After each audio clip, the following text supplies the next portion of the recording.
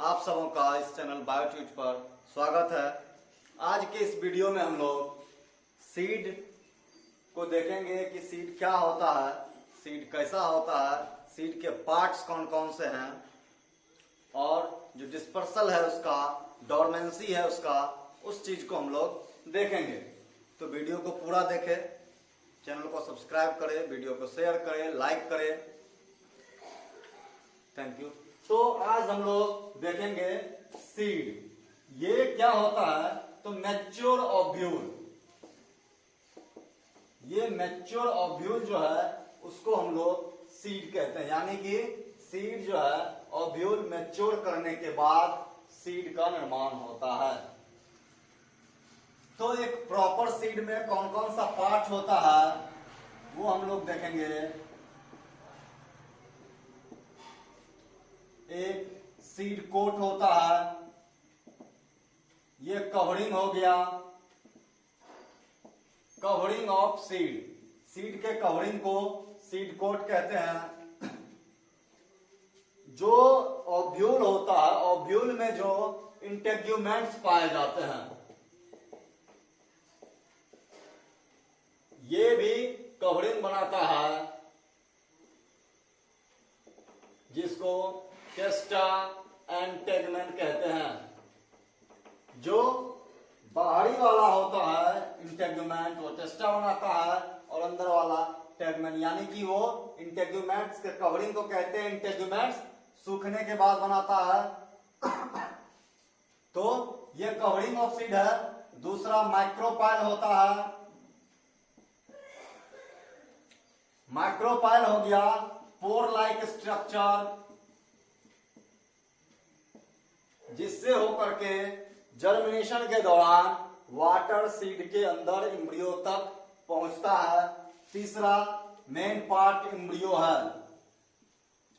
ये पार्ट सबसे मेन है, जो पूरा का पूरा प्लांट अपने में छुपाए रखता है। तो इस एम्ब्रियो में एक एम्ब्रियोनल एक्सिस होता है, जिसके नीचे रेडिकल और अपर पार्ट में प्लूमूल होता है।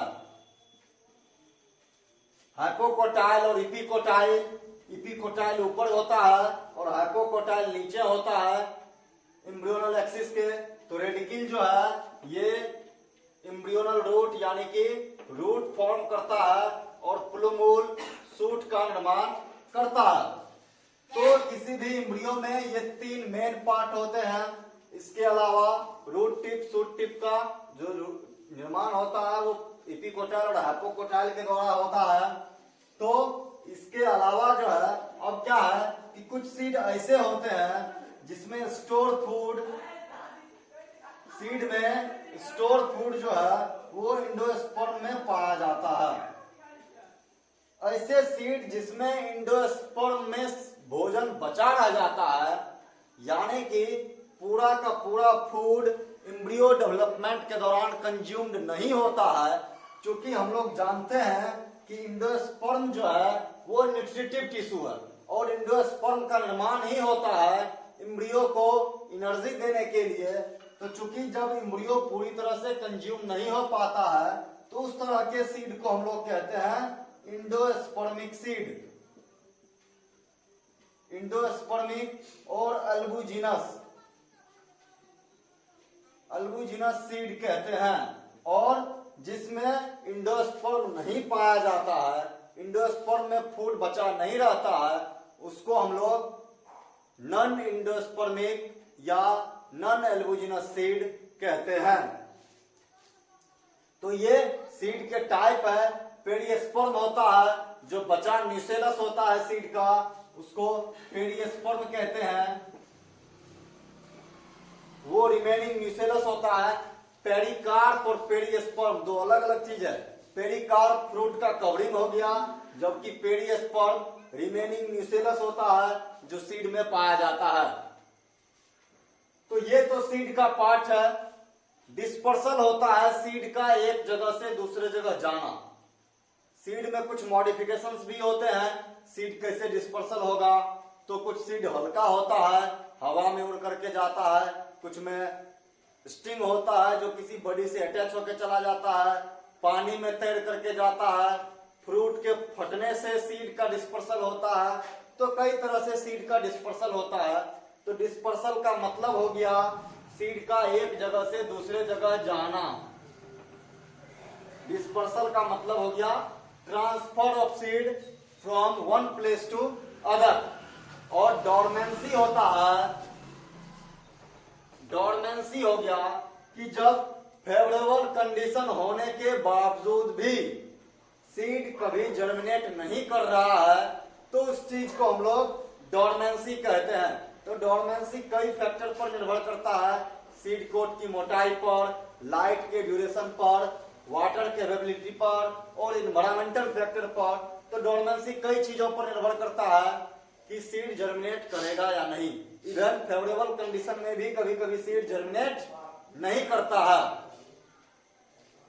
तो ये डोरमेंसी को तोड़ने के लिए हम लोग कई सारा उपाय अपनाते हैं।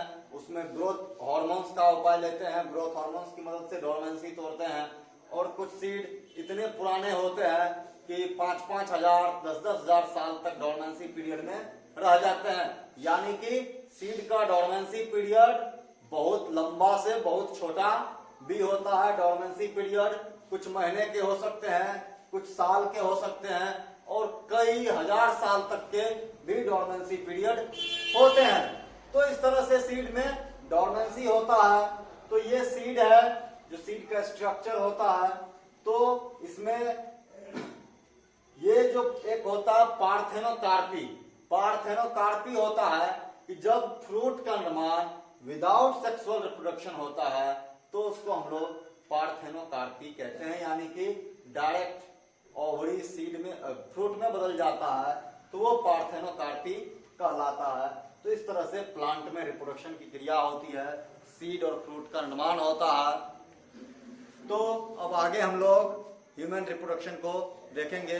वीडियो को लाइक करें, शेयर करें, चैनल को सब्सक्राइब करें ताकि आप लोगों को लेटेस्ट अपडेट मिलता रहे। Thank you.